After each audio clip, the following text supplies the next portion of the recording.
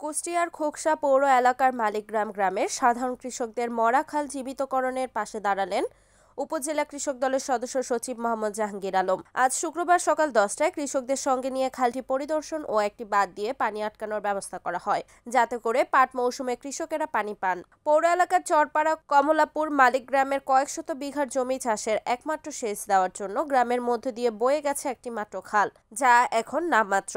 খালটির অবকাঠামো থাকলেও নেই পানি প্রবাহ, যার ফলে খালটি এখন মরা। বর্ষা মৌসুমে পানি থাকলেও অন্য মৌসুমে কৃষিকাজে পানি পান না কৃষকেরা। কৃষকদের দাবি অতি দ্রুত খালটি খনন করা ও একটি ব্রিজ নির্মাণ করা। এ সময় খালটি পরিদর্শন করেন খোকসা উপজেলা কৃষক দলের সদস্য সচিব মোহাম্মদ জাহাঙ্গীর আলম, উপজেলা কৃষক দলের সিনিয়র যুগ্ম আহ্বায়ক মোহাম্মদ তোফাজ্জল হোসেন, কৃষক দলের যুগ্ম আহ্বায়ক আবুল কালাম আজাদ প্রমুখ। বাধার ব্যবস্থা নাই, ব্রিজ ভেঙে গেছে, বড় ব্রিজ সুইচ গেট ভেঙে গেছে, কেউ করিয়ে দেয় না। এই যারা মাটি আমরা বাদি মানুষ এসে কাটিয়ে দিয়ে জোর করে। হ্যাঁ, আমার দাবি হলো এখানে একটা ব্রিজ।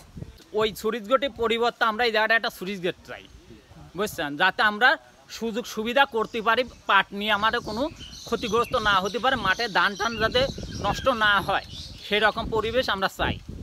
এই জায়গাটা আমরা একটা সুইচ গেট করে নিতে চাই, আপনারা এইটুকু আমার সহযোগিতা করেন। মাঠ 600 একর জমি সব পানিতে ডুবে যায়, আমার পানি প্রয়োজন মতো রাখতে পারি না, আমরা প্রয়োজন মতো রাখতে পারি না, যাতে প্রয়োজন মতো রাখা যায় সেই রকম আমার এই জায়গাটা একটা সুইচ গেট করে দেবেন। এই আমরা যাতে পানি বেশি হলে বাইর করে দিতে পারি, কম হলে আটকা রাখতে পারি, এই এটা পাট পচানোর জন্য এটা পরিবেশ আপনারা করে দেবেন। আমাদের এই খালে 6টা গ্রামের পানি বের হয়। যখন আমাদের পানির প্রয়োজন, পাট পচানোর জন্য প্রয়োজন হলে পরে আমাদের পানি তখন আমরা পানি খাল দিয়ে বেরিয়ে চলে যায়। তো এই জন্য আমাদের গ্রামবাসী উদ্যোগে আপনাদের এখানে আপনাদের ডাকা। তো আসলে প্রতি বছর আমাদের গ্রামবাসী অনেক পরিশ্রম করে এখানে খাল বাঁধিয়ে পানি আটকায়। যখন পানির প্রয়োজন হয় তখন আমাদের গ্রামবাসী এই খালটা বেঁধে পানি আটকানো হয়, এই পাট পচানো হয়। তারপরে যখন আবার আমাদের খাল এই পাট পচানোর শেষে মাঠে মানে 100 বিঘা জমি, এই জমিতে ধান লাগানো হয়, তখন আমাদের ধান ওই পানি আটকে যায়, আমাদের ধান ডুবে যায়।